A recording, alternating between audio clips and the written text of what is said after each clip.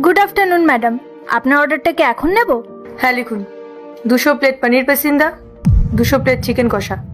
Madam 200 plate? এখনো শেষ হয়নি, আরও আছে। 200 প্লেট মাটন কষা, 400 প্লেট স্টিম রাইস আর 100টা তন্দুরি রুটি। ম্যাডাম মানে আমি কি একবার মিলিয়ে নেব? মানে আপনি কি সত্যি এতগুলো অর্ডার দিতে চাইছেন? হ্যাঁ, আমি এই অর্ডারটাই দিতে চাই। কেন, আপনাদের কি কোনো সমস্যা আছে, নাকি আপনারা খাবারের জোগান দিতে পারবেন না? না ম্যাডাম, কোনো সমস্যা নেই।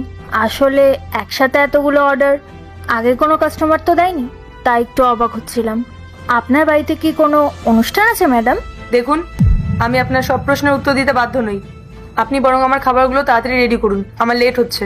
আমি এক্ষুনি কিচেনে জানাচ্ছি, আপনার অর্ডারটা দ্রুত রেডি হয়ে যাবে। স্যার, স্টোর রুমে চাবিটা একটু দিন না, অনেক বড় অর্ডার এসছে, অনেক জিনিস বার করতে হবে। স্টোর রুম খুলতে হবে? কত বড় অর্ডার যে এখনই স্টোর রুমে টান পড়লো? স্যার, অর্ডারটা ছোটখাটো নয়। 200 প্লেট পনির পাসিন্দা, 200 প্লেট চিকেন কষা, 200 প্লেট মাটন কষা, 400 প্লেট স্টিম রাইস আর 100টা তন্দুরি রুটি। বলো কি, এতগুলো অর্ডার? এতগুলো খাবার কে অর্ডার দিল? কোনো বড় ক্যাটারিং সার্ভিস নাকি? না স্যার, ওই যে সামনের টেবিলে ম্যাডামটা বসে আছে, উনি এই অর্ডারগুলো করেছেন। একা বসে আছেন কিন্তু এতগুলো অর্ডার করেছেন। Excuse me. স্যার, ম্যাডাম ডাকছে, আমি আসছি। কি ব্যাপার, কোনো সমস্যা হয়েছে নাকি? আপনি আমার অর্ডারটা রেডি করছেন না কেন? আপনি ওখানে দাঁড়িয়েছিলেন। না ম্যাডাম, কোনো সমস্যা হয়নি। আসলে উনি আমাদের ম্যানেজার তো, তাই ওনাকে সব জানিয়ে রাখছিলাম যাতে কোনো সমস্যা না হয়, উনি যাতে সবটা গুছিয়ে রাখে।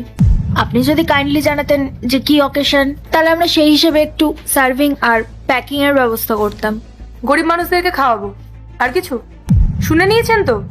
আপনাকে আর কতবার বলবো যে আমার অর্ডারটা রেডি করুন, আমার লেট হচ্ছে। ও আচ্ছা, ঠিক আছে, আমি অর্ডারটা তৈরি করাচ্ছি। কতক্ষণ লাগবে সবটা তৈরি হতে? ম্যাডাম, এত বড় অর্ডার, একটু তো সময় লাগবেই। আমাকে আমাদের শেফের সাথে একটু কথা বলতে হবে যে কতক্ষণ সময় লাগবে।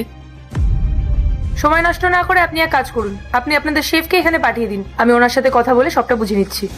সেটা তো সম্ভব নয় ম্যাডাম, বাইরের কাউকে আমাদের শেফের সাথে কথা বলতে দেওয়া সেটা তো রুলসের বাইরে। আর ম্যাডাম, বলছিলাম যে আপনি আমাদের সাথে কোনো ফ্রড করছেন না তো?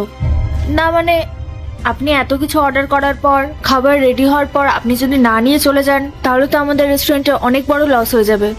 দেখুন ম্যাডাম, আপনাদের যদি